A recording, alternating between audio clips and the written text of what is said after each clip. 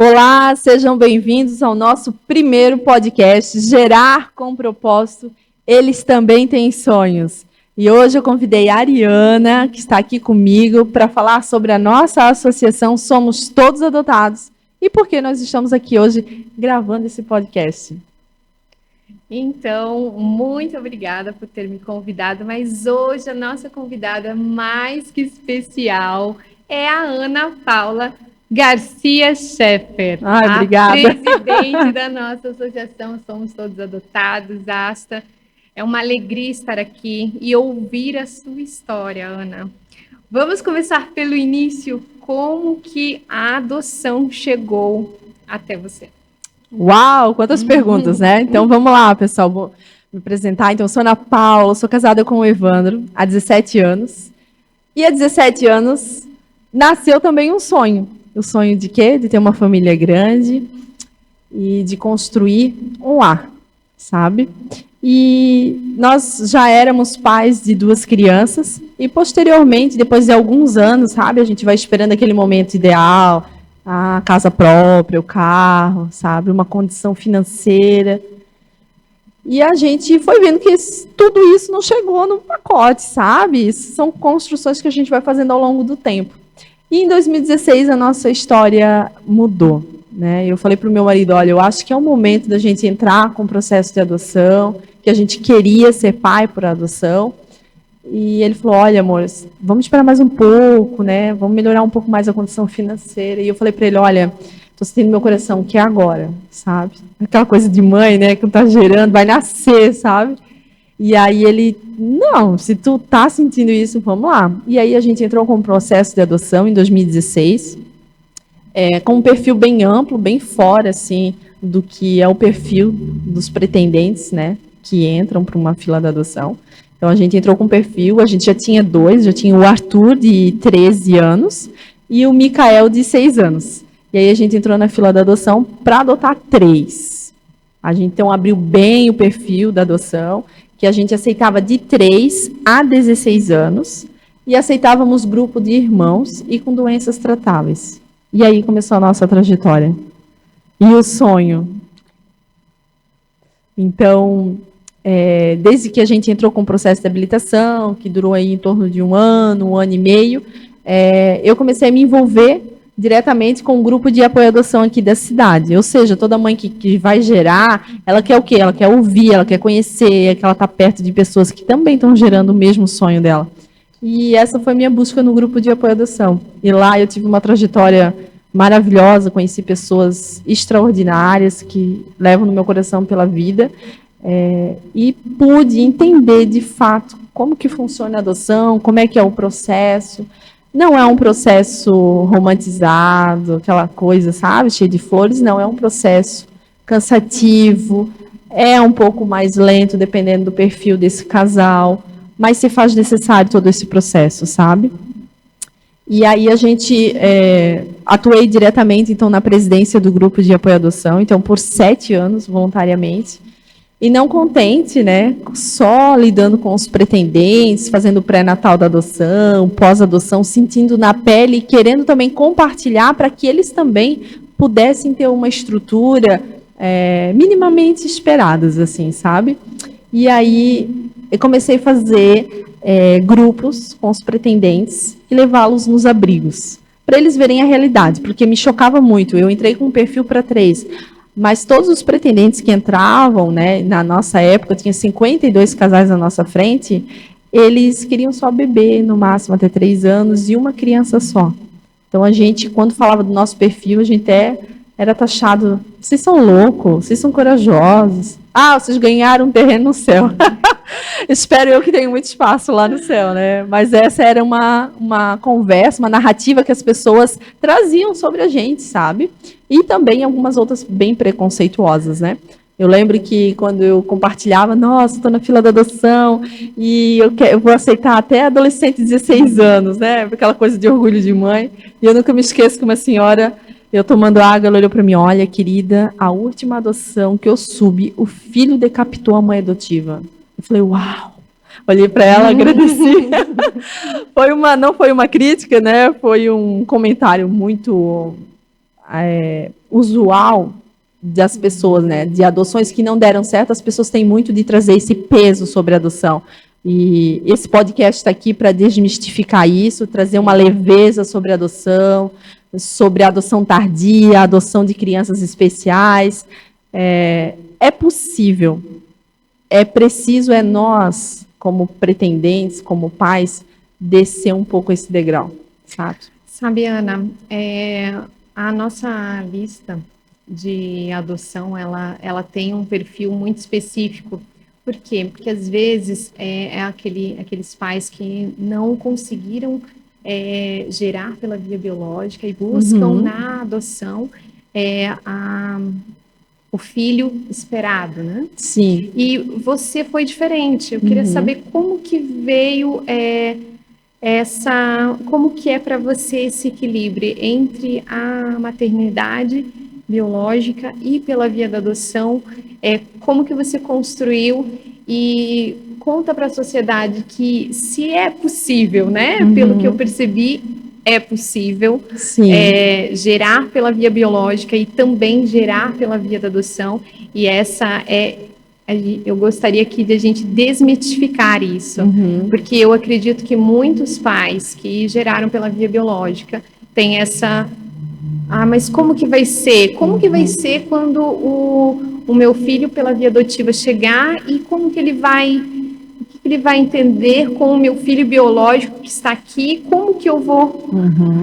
É uma preparação, assim, construtiva, e é um degrauzinho de cada vez, né? Então, quando a gente decidiu entrar na fila da adoção, a gente já vinha, assim, há 1 ano, 2 anos, conversando com as crianças. Então, olha, a mãe pode gerar, mas a mamãe queria adotar, porque a mãe tem desejo de adotar, então eu fechei a minha madre, vamos dizer assim, para poder gerar realmente na minha alma. Foi isso, sabe? Foi um gerar na alma.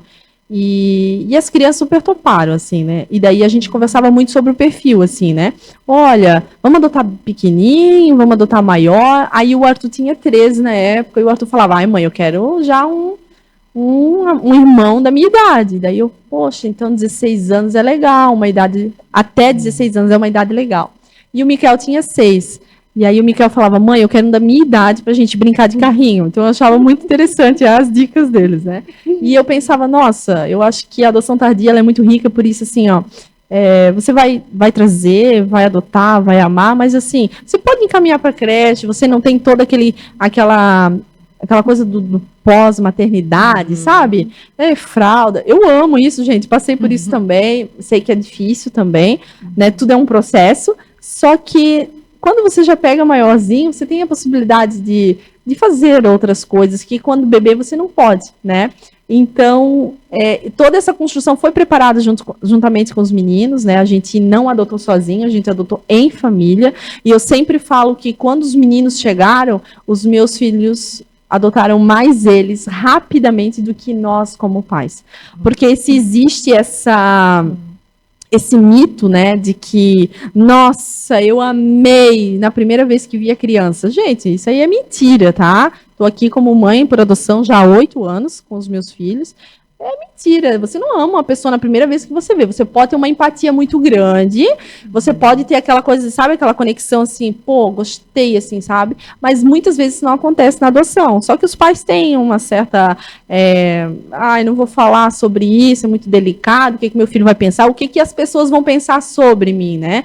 Então, o amor, ele é uma construção, assim como num relacionamento conjugal. A gente vai construindo, né? Então, assim também é na via da adoção. Por isso que eu digo que é possível, né? Às vezes a gente tem aí dificuldades no casamento, o marido deixa a toalha lá na cama, né? Esquece o chinelo para lá, espalhado pela casa, e a mulher que acha, né? Sim. Então, e essas coisinhas deixam a gente chateada como mulher, né? E com o filho não é diferente. Então, quando o filho vem para adoção, ele também vem com essas características de quê? Que ele já tem um comportamento, ele já tem um histórico, e eu acho que respeitar isso também é fundamental para que esse processo, essa continuação dessa origem da criança se perpetue. Porque a gente não está aqui para pegar uma criança que veio com 10 anos de idade e dizer, olha, sei que é possível, né, judicialmente, o pai e a mãe trocar o nome, mas, assim, eu, particularmente, acho isso desnecessário. Imagino eu, alguém me adotando e dizendo, a partir de hoje, você não se chama mais Ana Paula, você vai ser Lívia. Lindo nome, mas não é meu nome, né? Então, tem muitos pais que ainda fazem isso, né? E eu não aconselho muito, né? Mas, assim, você não vai rasgar a história daquela criança e dizer assim, olha, você comia feijão, agora você não vai comer mais, né? Você fazia, não, a gente respeita e continua e melhora. Né? Eu acho que a construção se dá a partir daí. E foi isso que aconteceu na minha casa, né? Então, os meus filhos super adotaram eles. Eu lembro que o Micael, 6 anos, então tinha calçado, tinha brinquedo. E nunca me esqueço de um dia, acho que não tinha um ano que a gente tinha adotado os meninos. Aí o Guilherme, né? Não contei toda a história, mas o Guilherme, a gente adotou 3, então veio o Guilherme com 4, o Yuki com 6 e o Gabriel com 16 anos. E quando chegou o aniversário do Micael, a gente levou ele para comprar um presente e ele queria comprar um Lego. Ele queria um Lego de presente. Falei, então tá bom, vai lá, escolhe qual era o Lego que ele queria. Ele escolheu o Lego e eu nunca me esqueço que daí meu marido ligou e a gente estava na loja e falou assim, oi, vocês estão? Aí, estamos aqui na loja X. Daí meu filho assim, pai, a mãe comprou um presente para nós. E era aniversário dele, não era um presente para ele. Mas ele falou para nós. E realmente foi para nós, sabe? O presente veio para casa, ele dividiu com os meninos e foi assim com tudo. Com calçado, com roupa, com cama. Dorme aqui, fica aqui, sabe? Então teve esse muito compartilhar. E isso, assim, foi fundamental, sabe? Para que a adoção desse certo, sabe? Então essa construção, ela é feita diariamente. Ah, Ana, como que esse choque filho biológico e de repente chega um adotivo e os direitos são iguais para todos? Sim, a gente respeita limitações de idade, de gostos, né? O que de 6 faz, o de 4 não vai fazer, né? A liberdade que os de 13 e 16 tinham, os pequenos não vão ter, e eles têm que entender que existem limites, né? E quem dá os limites é o pai e a mãe, né? Mas o amor é igual para todos e o direito também. Então a gente inseriu muito isso neles, assim, sabe? E eles se encaixaram perfeitamente. Eu tenho o Yu, que está hoje com 14 anos, e o Micael com 14. Os dois têm um mês de diferença, eu digo que são meus gêmeos de placenta diferente, né? E eu adoro dizer isso, eles ficam bravo, não gosto muito, né? Adolescência, né? Mas, enfim, né? Eu vejo, assim, o quanto eles se entrosaram de uma forma que eu, como mãe, não poderia ter feito, sabe? É realmente algo assim construído e algo divinamente iluminado. Eu tenho muito isso sobre a minha família, sobre a nossa vivência, sabe? Existe isso, sabe? Então, assim, vocês vão ver, eu trouxe alguns livros aqui, o Plano A, do Davi Santos, que é o líder do movimento Brasil Sem Órfãos, e hoje ele já não está mais no Brasil, está em Orlando, mas foi um livro que me ajudou muito a falar sobre a adoção, sobre o plano, sabe? E também o pai adotivo do Dr. Sávio Bintecourt. Tive a oportunidade de conhecer um homem muito simples, mas muito rico, pai por adoção também, contando a história dele. E eu acho que isso só tem a acrescentar e nos fortalecer como família. Eu acho que isso é fundamental, né? Então, esse sonho de ter uma família grande sempre foi tanto da parte minha quanto do meu marido. E graças a Deus a gente conseguiu construir. Não é porque construímos que está tudo ok, a gente é uma continuação, né? Ou seja, por isso que vem o nome da nossa associação, Somos Todos Adotados, porque, ou seja, a adoção é uma atitude, é uma escolha diária que eu faço. Não é porque eu fui mãe biológica que eu sou mãe de fato daquela criança, né? Todo dia eu acordo, olho para aquele ser lindo, maravilhoso, mas que tem defeitos, que me traz muitas dificuldades, que tem os desafios dele, mas eu preciso fazer o quê? Adotá-lo. Então, por isso que nós somos todos adotados. Então, eu preciso adotar o meu filho biológico, precisei adotar meus filhos pela via da adoção também, e é uma adoção contínua, diária, de renúncia da minha parte, da parte do meu marido, para que eles possam crescer e se desenvolver como pessoa. Que história incrível, que história incrível, assim, sempre quando eu falo e ouço você, eu me inspiro, uma família inspiradora, funciona, É funcional. é funcional, É, mas uma pergunta que não quer calar, Ana, todos podem adotar? com Você acredita certeza. que todas as pessoas têm esse perfil de adoção ou ele é construído conforme a sua vida? Por exemplo, no meu caso, eu já tenho desde muito tempo essa vontade, Aham. né? Mas também é construído com a nossa família, não é só uma pessoa que precisa ter, né? Mas como que funciona isso? Todos podem adotar? Eu acredito que não todos possam adotar, todos devem adotar. É um dever nosso. Você é responsável pela vida que cruza a tua, sabe? Mesmo que você não esteja olhos dentro das instituições de acolhimento, mas se essas crianças estão acolhidas por mais de 5 anos, é porque nós estamos falhando, sabe? Agora, a adoção é uma construção? Precisa os dois querer? Sim, porque não é porque eu e meu marido tivemos o desejo comum e decidimos iniciar o processo de adoção que foi fácil, ou que em algum momento eu não pensei em desistir daquela caminhada. Existiu assim na minha vida fases e crises muito grandes que eu e meu marido e minha família passamos. Mas são superáveis? São, como qualquer outra dificuldade. Mas é uma coisa que precisa ser construída dentro do casal. Para depois não ter aquele assim, eu falei para ti, né? Só tu queria adotar, né? Aí, ó, tá aí, sabe? Então, assim, eu vejo pela minha história, quando eu tava lá desanimada, não sabendo o que fazer com determinada situação, meu marido vinha e falava, amor, tô aqui junto contigo. Sabe? Vai dar certo. Ó, eu vou pegar as crianças agora e vou jogar futebol, porque é só homem, né? Que tem lá em casa, né? E saía com todos eles e eu conseguia arejar minha cabeça e pensar, sabe? E a mesma coisa era eu. Quando eu via que ele não estava muito bem, a gente tinha essa conexão, o que eu fazia? Tirava um pouco de cena as crianças para dar aquela aliviada, para ele também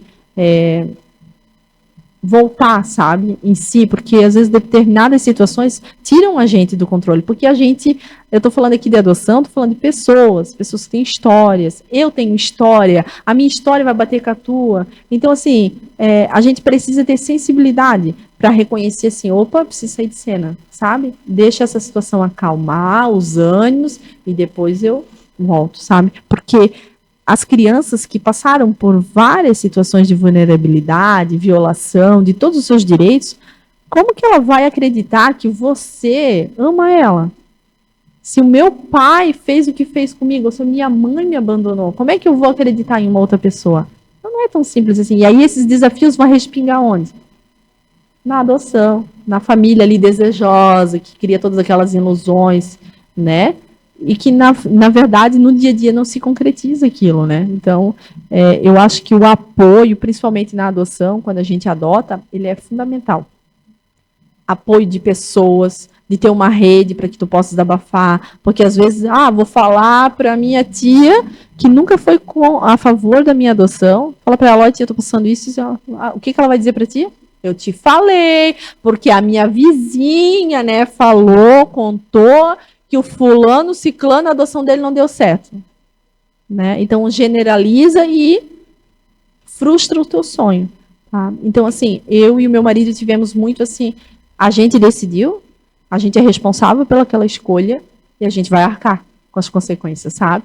Então, assim, a gente sentava, conversava, pensava nas pessoas que a gente ia procurar para desabafar, para conversar, e muitas foram muito certeiras. Teve algumas que não, mas assim, graças a Deus que Deus trouxe pessoas. E eu vou falar mais ousadamente, não só meu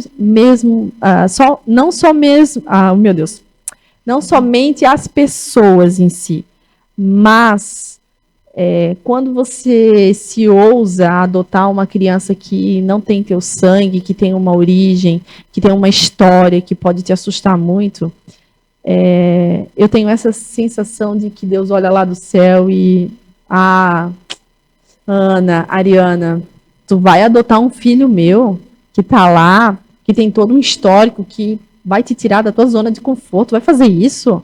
Vou. Eu tô contigo.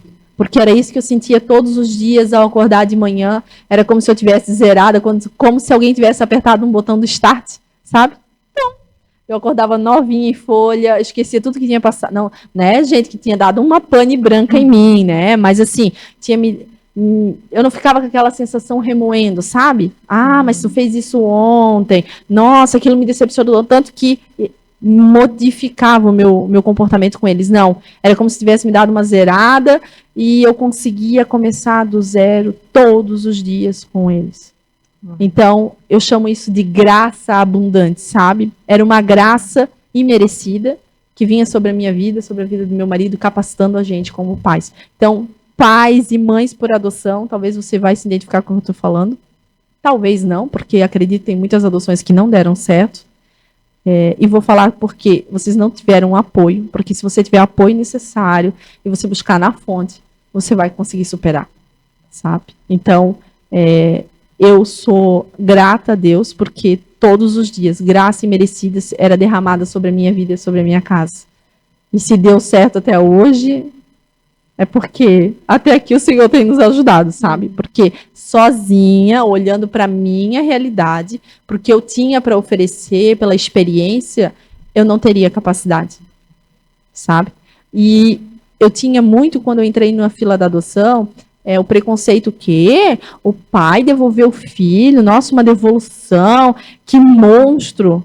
Gente, só quem vive na pele, porque você gerar um bebê, até ele te desafiar e trazer situações assim, que vão te tirar do controle, você já tem um vínculo estabelecido com ele, tempo, sabe? E de uma criança que vem pela via da adoção, não. Ela vai vir com 10, 12 anos e ela vai te desestruturar, ela vai tirar teu tapete, ela vai fazer coisas que você nunca imaginou. E aí? Você não tem o vínculo estabelecido. E aí vem o quê? Vou devolver essa criança. Várias vezes passou isso na minha cabeça, gente. E eu me lembro muito, a gente ria bastante do filme que a gente assistiu, De Repente Uma Família, que o casal vai pro quarto e fala, vamos devolver amanhã. E ele, isso! Eu falava, meu Deus, mano, olha nós dois aqui, sabe? Porque tinha situações que a gente fazia isso. Olha, a gente arquitetava, nós vamos fazer o quê? Nós vamos falar isso? Vamos. Não, mas aí o fulano vai pensar isso. Gente, é uma tristeza, porque tu não consegue compartilhar com outras pessoas o que tu tá sentindo. Estamos compartilhando aqui. Agora. Essa é a verdade.